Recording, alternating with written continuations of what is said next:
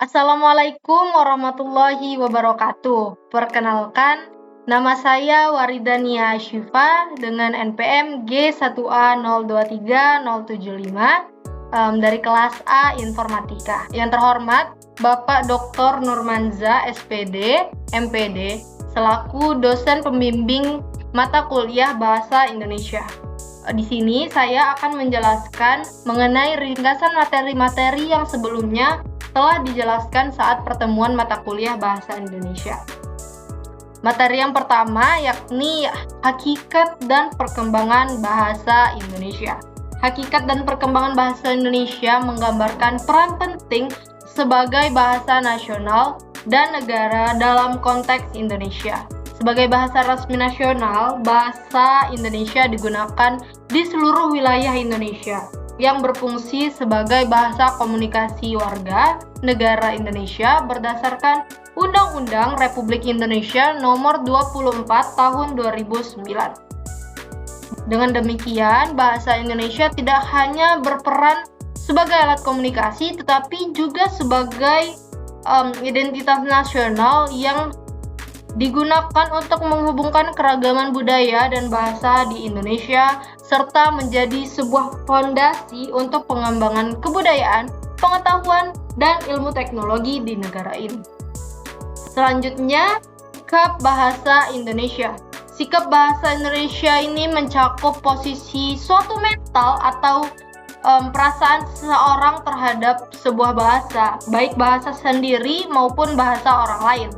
Hal ini merupakan perasaan bangga, perasaan seperti mengejek, menolak, atau menerima suatu bahasa atau komunitas bahasa tertentu.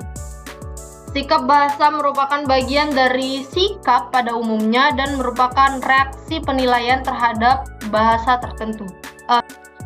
Yang ketiga, materi tentang teks dalam kehidupan akademi untuk penamaan nilai dan hakikat bahasa Indonesia sebagai penghala ilmu pengetahuan.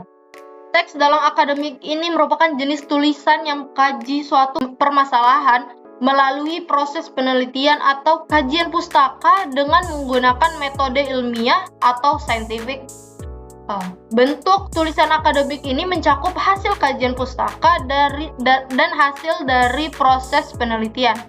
Sistematika tulisan ilmiah ini meliputi elemen-elemen seperti judul, abstrak, kata pengantar, daftar isi, pendahuluan, landasan teori, metode penulisan atau penelitian, pembahasan, simpulan, dan saran, serta daftar pustaka. Selanjutnya, materi mengenai menjelajahi dunia pustaka dari berbagai sumber referensi digital.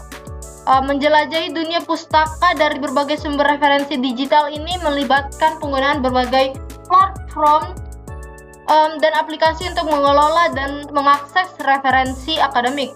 Salah satunya yakni penggunaan Mendeley yang memiliki 3 komponen, yakni Mendeley Desktop, Mendeley Web, dan Mendeley Reference Manager. Selanjutnya, materi tentang presentasi ilmiah. Presentasi ilmiah merupakan keterampilan berbicara atau komunikasi lisan di depan umum untuk menyampaikan sebuah gagasan atau pendapat dari hasil temuan penelitian, pemikiran yang kritis, atau informasi dalam dunia akademik dan pendidikan.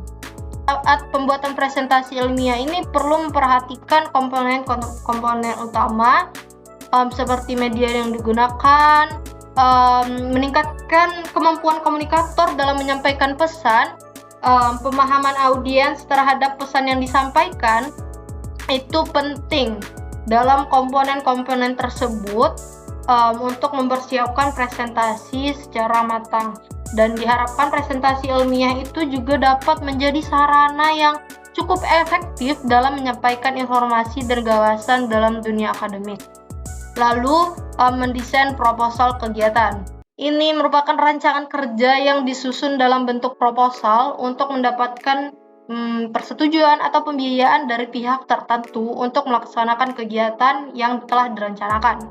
Proposal juga berisi detail tentang kegiatan yang akan dilakukan, termasuk tujuan, metode pelaksanaan, biaya dan jadwal kegiatan.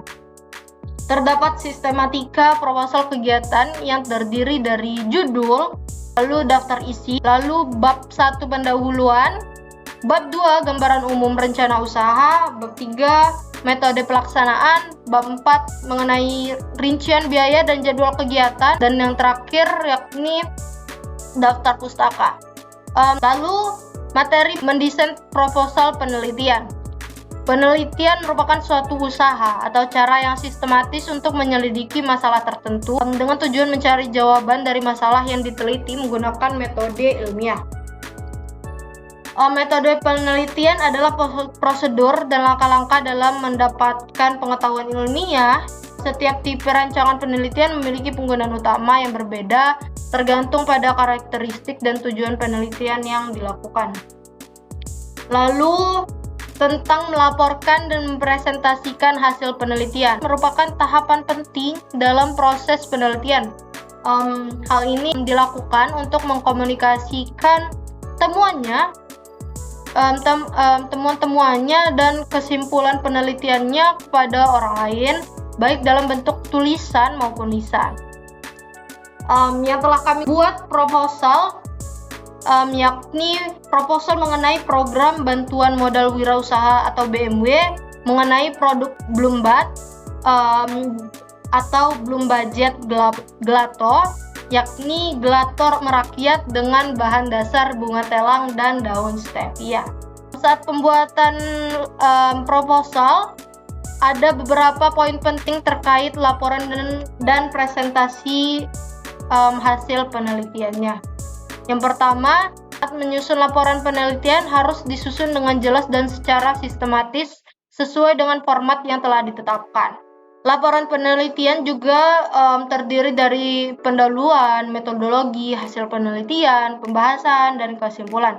Yang kedua, mempresentasikan hasil penelitian. Presentasi hasil penelitian harus disampaikan dengan jelas dan menarik agar dapat dipahami dengan mudah oleh audiensnya. Yang ketiga, kesesuaian materi dengan audiens.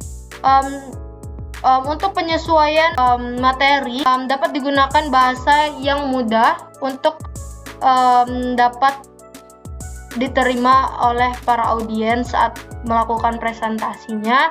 Lalu yang keempat, fokus pada poin penting. Lalu mengenai menulis dan mempresentasikan artikel ilmiah dari hasil laporan penelitian. Dari hasil laporan penelitian merupakan langkah yang penting dalam menyebarkan temuan dan kontribusi penelitian kepada komunitas ilmiah. Lalu pastikan artikel mengikuti norma penulisan ilmiah yang berlaku dengan memasukkan pengutipan sumber dengan benar, dengan mengikuti langkah-langkah yang telah dibahas tadi, peneliti akan dapat menyajikan hasil penelitian mereka secara efektif melalui artikel ilmiah dan presentasi sehingga kontribusi penelitian dapat lebih luas dan juga signifikan. Dari penjelasan materi di atas dapat kita tangkap bahwa bahasa Indonesia memiliki peran yang sangat penting sebagai bahasa nasional Indonesia. Mengenai sikap terhadap bahasa Indonesia juga memainkan peran penting dalam penggunaan dan pengembangan bahasa Indonesia. Dan penjelasan materi teks dalam kehidupan akademik yang memiliki berbagai jenis dan fungsi ini, mulai dari penyampaian informasi, penyampaian pesan moral, hingga mengungkapkan perasaan dan pemikiran dalam keindahan bahasa atau estetis. Proses melaporkan dan mempresentasikan hasil penelitian yang telah kita bahas tadi merupakan langkah-langkah penting dalam menyebarkan temuan dan kontribusi penelitian kepada komunitas ilmiah. Dengan melakukan langkah-langkahnya dengan baik, peneliti dapat memberikan kontribusi yang baik dan signifikan dalam pengembangan ilmu pengetahuan dan memperoleh pengakuan dari komunitas akademiknya. Cukup sekian untuk penjelasan mengenai materi-materi yang telah kita bahas tadi. Maaf jikalau ada salah kata maupun kekurangan, kepada Allah saya mohon ampun. Terima kasih atas perhatiannya. Wassalamualaikum warahmatullahi wabarakatuh.